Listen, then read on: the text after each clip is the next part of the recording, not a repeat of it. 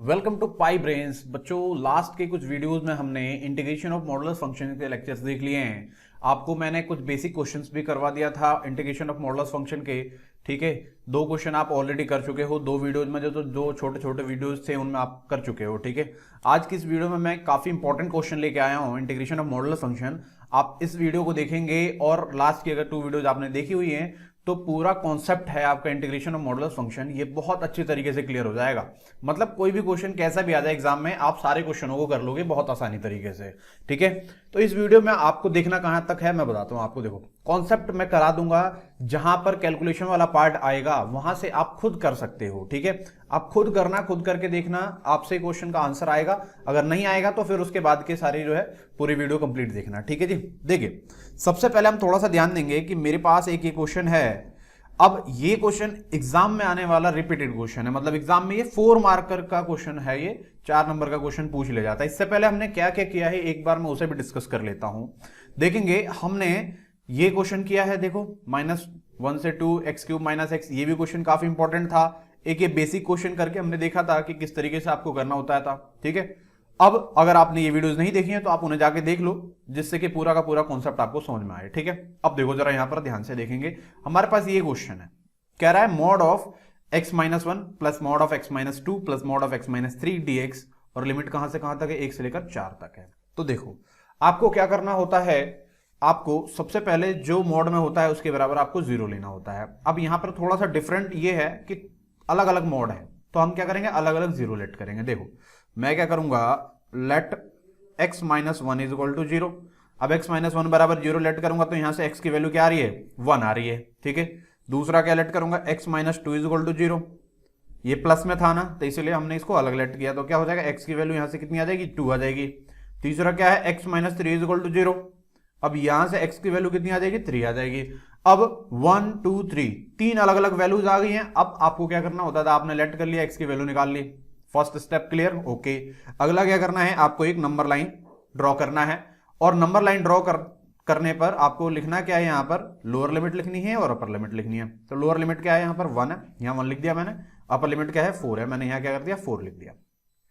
जो आपकी x की वैल्यू जो अब आई है ना, वो उनको हमें इसके बीच में रख देना है। तो देखो 1 रखते हैं, तो 1 तो ऑलरेडी है तो इसे रखो ना रखो कोई फर्क नहीं पड़ना। 2 है तो आप 2 लिख लो यहां पर, 3 है तो आप यहां पे क्या कर लो, 3 लिख लो। अब देखो यहां पे आपका जो नंबर लाइन में ना, 1 से 2 एक लिमिट, 2 से 3 दूसरी, और 3 से 4 तीसरी, मतलब टोटल 3 पार्ट में ये क्या हो रही है, स्प्लिट हो रही है। तो आपको क्या करना है, प्रॉपर्टी 2 लगाना है और तीनों पार्ट में ही आपको स्प्लिट करके सॉल्व करना है। ओके, उससे पहले एक चीज और देखना है, क्या देखना है कि 1 से 2 में ये तीनों कौन सा पॉजिटिव होगा कौन सा नेगेटिव होगा, ये देखना है।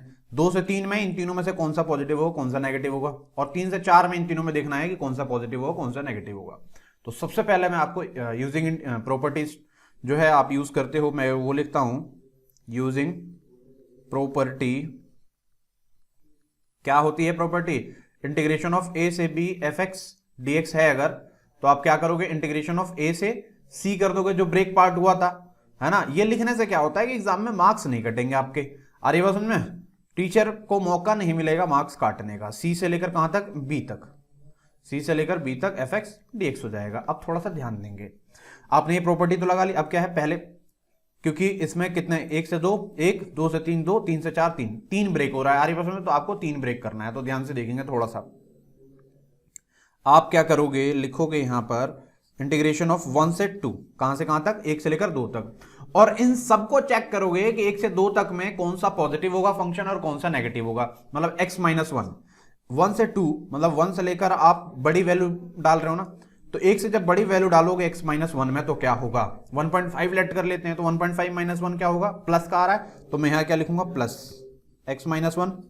ठीक है जी, उसके बाद देखिए x-2 लिखा हुआ है, तो अगर 1.5 यहां डाल लेते हो तो 1.5 - 2 माइनस में आएगा, क्योंकि 1.5 कम है, तो इसका मतलब ये पूरा फंक्शन क्या होगा, नेगेटिव होगा। तो मैं यहां क्या लिख दूंगा, माइनस का x-2।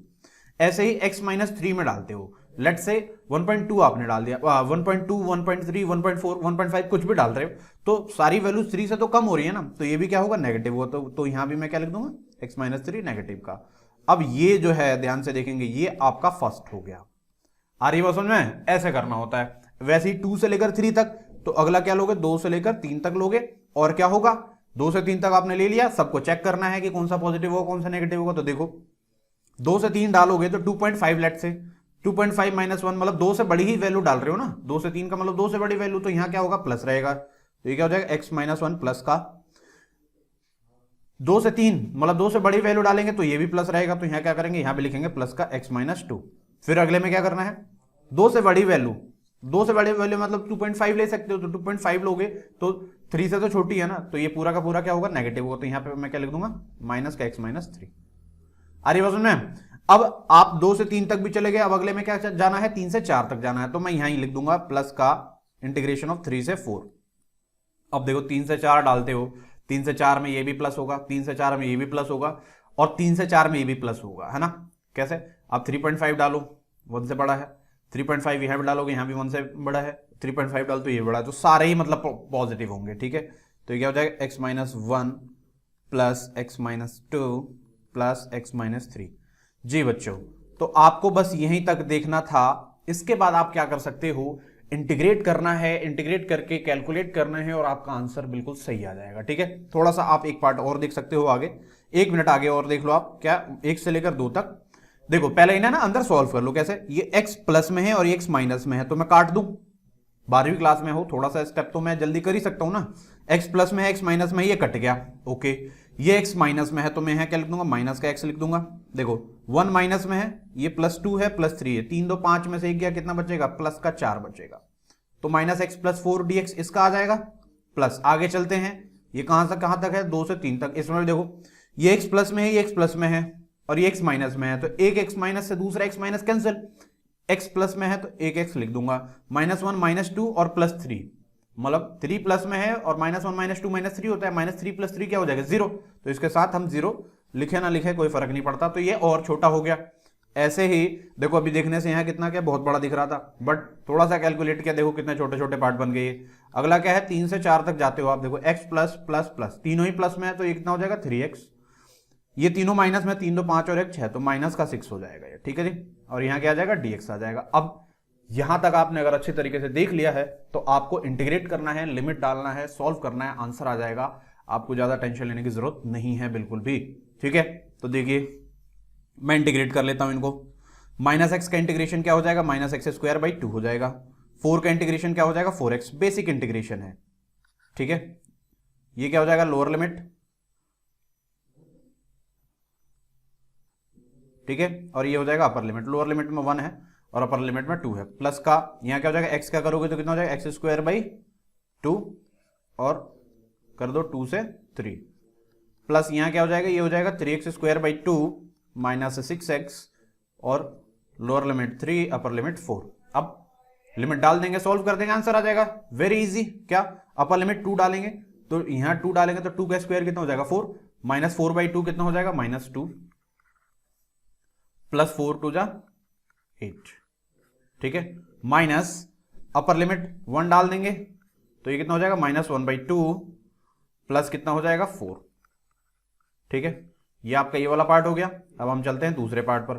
3 का स्क्वायर 9, तो 9/2 और प्लस ये कितना हो जाएगा, 2 का स्क्वायर कितना हो जाएगा, 4, 4/2 कितना होता है, 4/2 2 होता है, बस, ठीक है। अब अगले में चलेंगे, अगला क्या है आपका 4 का स्क्वायर कितना होगा, 16, 16 3 जा 48, 48/2 कितना हो जाएगा, 24 हो जाएगा, माइनस 6 4 जा 24, तो ये 24 आ जाएगा यहाँ भी, ओके।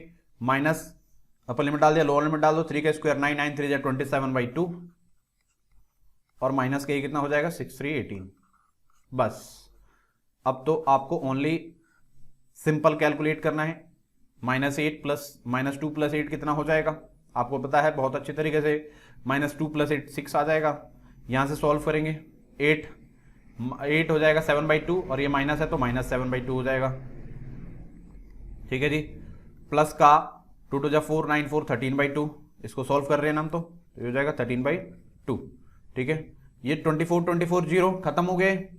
इसको सॉल्व करेंगे तो 18 36 कितना आ रहा है, ये 36 आ रहा है, 36 27 माइनस 36 कितना होता है, -9/2, -9 और प्लस यहाँ पे क्या है, -1 और ये माइनस से प्लस हो जाएगा तो +9/2 हो जाएगा। अब आपको क्या करना है, अब आपको सॉल्व कर देना है, ठीक है जी।